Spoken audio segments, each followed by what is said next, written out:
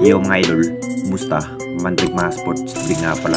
Ating uusapan, breaking PBA news, Barangay Nibra, may bagong player at si Stan, may pag-asa pa nga ba na makakabalik sa upunan ng Barangay Nibra. So nagiging matinding trade na nga rin ang nagaganap sa ating liga mga idol kung saan na para pang naghahanda sa panibagong Commissioner Cup.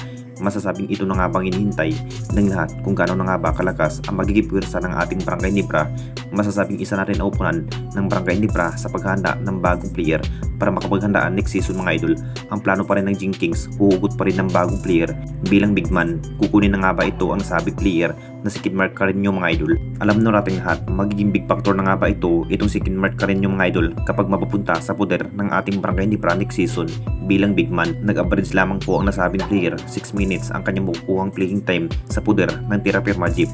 Nagiging free agent na nga rin itong si Kidmark Carreño mga idol at posibleng isa na rin ang Barangay Nibra sa interesado sa nasabing player na si Kidmark Carreño bilang big man. Sabik na nga rin ang lahat mga idol na magbabalik muli ang Barangay Nibra sa Commissioner Cup kung kaya pa nga bang talunin ang upunan ng SMB. Ang SMB na nga rin ang nakakuha sa kampyonato sa ating liga kung saan back-to-back win sa bawat conference. Kung bakit mas lalo pang pinalakas ang Barangay Nibra sa kanilang magiging lineup kung matalo pa nga ba ang upunan ng SMB next season mga idol.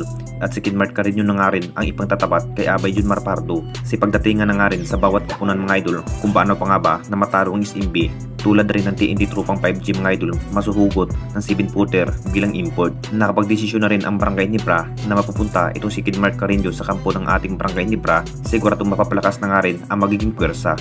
At dito na naman tayo sa isa pa nating balita. Si Stan is back to Ginebra. Alam na nating lahat mga idol, talagang nagiging free agent na nga rin ang dating player ng Jing Kings na si Stan mga idol. Masasabing mas nagka-interesado rin ang Barangay Nibra na maharpat ang nasabing big man na si Stan. Big factor pa rin ang nasabing player mga idol kapag mapupunta muli ng ating Barangay Nibra. Maganda pa naman ang kanyang ilalaro ng Jing Kings. Si Stan pa rin ang dahilan noon mga idol kung bakit nakuha nga ng Barangay Nibra ang kampyonato noong huling conference. Mahigit ilang conference na nga rin ng ating Barangay Nibra hindi nakatikim ng panibagong history.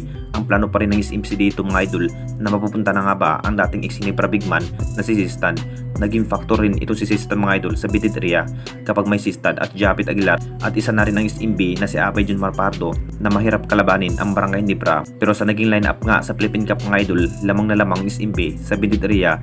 Masasabing lakas pa rin ang aura ng SMB mga idol na may Abay Junmar Pardo. Sariwa pa rin ang kanilang nakuwang kampyonato sa ating liga kung saan wala pa rin makapagpigil pa kay Abay Junmar Pardo. Mas nagka-interesado muli ang Jing Kings na maharbat muli itong si Stan mga idol patungong Barangay Nibra para makapaghandaan sa susunod na Commissioner Cup.